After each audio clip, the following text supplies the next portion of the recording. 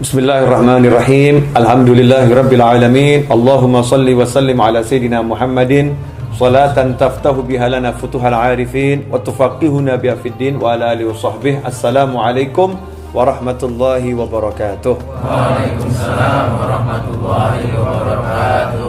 Alhamdulillah kita bisa berkumpul kembali mengikuti kajian kalam Nabi dan kita masuk pada episode yang ketiga. Pada episode kali ini kita akan membahas sebuah hadis yang diriwayatkan oleh Imam Al-Baihaqi. Hadis ini berkaitan tentang keutamaan ilmu, keutamaan ilmu. Di mana disebutkan baginda Muhammad sallallahu alaihi wasallam bersabda, "Ughdu 'aliman aw muta'alliman aw mustami'an aw muhibban wa la takunil khamis fatahlik." Kata Rasulullah SAW, "Ughdu 'aliman." Jadilah engkau orang yang alim, au muta'alliman, atau orang yang suka mencari ilmu, au mustami'an, atau orang yang suka mendengarkan, au muhibban, atau menjadi pecinta, wala takunil khamisa fatahlik. Jangan menjadi yang nomor 5, maka engkau akan binasa. Hadis ini sebuah perintah dari Nabi Muhammad SAW yang hendaknya dijalankan oleh setiap muslim. Jadi muslim ini hidupnya suruh milih 1 dari 4 ini. Nggak boleh jadi yang nomor 5. Jadi pilihan nomor 5 jangan dipilih. Nomor 1, nomor 2, nomor 3, atau nomor 4. Yang pertama apa? Ughdu 'aliman. Jadilah orang yang alim. Orang yang betul-betul berilmu. Nah, untuk jadi orang yang berilmu memang tidak mudah. Dibutuhkan pengorbanan yang besar. Pengorbanan waktu, pengorbanan harta. Jadi betul-betul alim. Bukan seperti sekedar orang yang hafal Al-Quran atau hafal hadis Nabi Muhammad SAW bisa dikatakan alim. Orang alim ini pangkat yang tinggi. Innama yakhshallaha min ibadihil ulama. Yang takut kepada Allah dari hamba-hambanya adalah orang-orang yang berilmu, yaitu para ulama. Kategori alim yang seperti apa? Orang alim yang betul-betul bisa takut sama Allah Subhanahu wa ta'ala. Orang alim yang menguasai Al-Quran dengan tafsir-tafsirnya. Orang alim yang menguasai hadis-hadis Nabi Muhammad SAW dengan penjelasan-penjelasan para ulamanya. Orang alim yang mengerti ilmu bahasa Arab. Orang alim yang mengerti kaidah-kaidah fikih dan ilmu-ilmu tentang persoalan-persoalan dalam ibadah sehari-hari. Luas ini alim. Nah, kalau kita nggak bisa jadi orang yang alim, ya karena nggak semua orang harus alim. Ya kalau semua orang alim nanti yang jadi orang bodoh siapa? Nah, jadi ada yang bodoh belajar, yang alim ngajar, kan begitu ya. Yang bodoh ada, tapi dia disuruh belajar. Yang alim ada, dia untuk mengajar. Maka kita ambil yang nomor 2. Nomor 2 apa? Muta'alliman. Orang yang suka mencari ilmu. Orang yang suka mencari ilmu, dia tinggal di pesantren misalnya, tinggal di asrama, mengkhususkan diri hanya untuk mencari ilmu. Ini namanya muta'allim. Kalau belum mengkhususkan diri, dia belum masuk kategori muta'allim. Nah, untuk kita mau jadi muta'allim mungkin susah. Kenapa? Kita nih hidupnya jadi tukang ojek misalnya. Tukang ojek mau tinggal di pesantren, repot ngojeknya nanti. Atau dia pegawai sebuah kantor, ya dia mau tinggal di pesantren, nggak bisa, repot.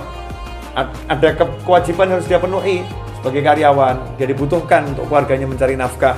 Maka untuk jadi nomor 2 nggak bisa. Ada opsi yang nomor 3. Apa opsi yang nomor 3? Au mustami'an, menjadi pendengar.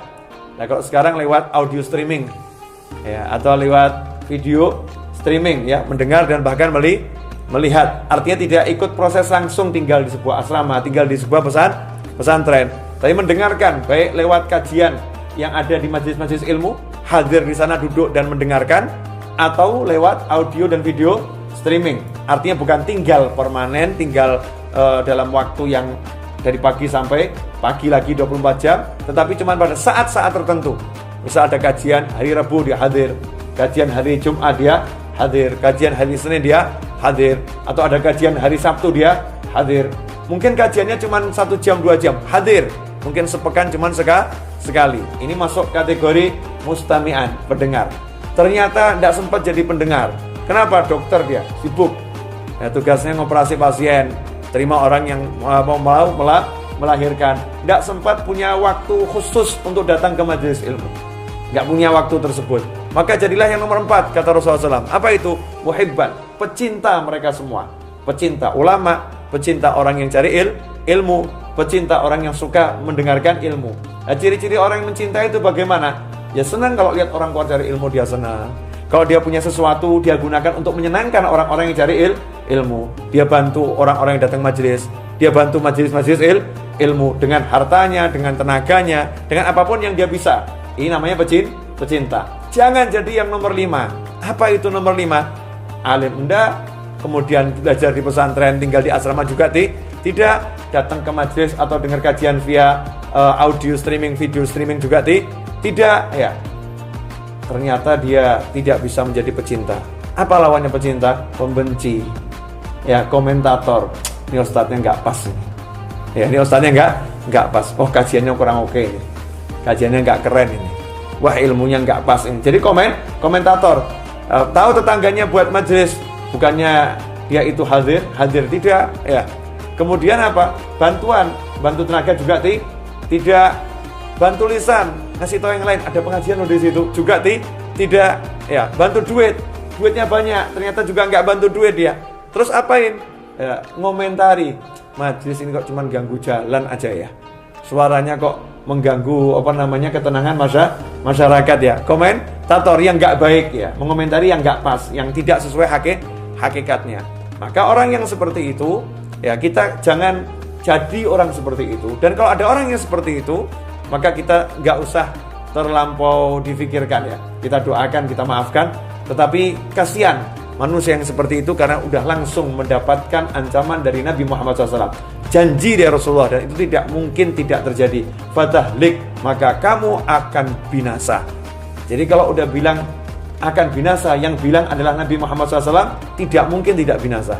Jadi orang yang gak suka sama ulama, gak suka sama orang yang cari ilmu, gak suka sama orang yang suka hadir di majelis, gak suka sama orang yang menjadi pecinta para ulama dan mencari ilmu, maka orang tersebut dengan sendirinya akan dibinasakan oleh Allah Subhanahu wa ta'ala. Kamu akan binasa. Na'udzubillah min dzalik. Nasallahu afiyah. Semoga Allah menyelamatkan kita dari sifat yang nomor 5 dan menjadikan kita, anak kita, orang-orang kita cintai, keturunan kita, sahabat kita, satu dari 4 poin di atas. Orang yang berilmu, yang mencari ilmu, suka mendengarkan ilmu, atau pecinta mereka semua. Semoga bermanfaat. Wabillahi taufiq wal hidayah. Wassallallahu ala sayyidina Muhammadin wa alihi wasallam. Wal afu minkum. Wassalamu alaikum warahmatullahi wabarakatuh. Waalaikumsalam warahmatullahi wabarakatuh.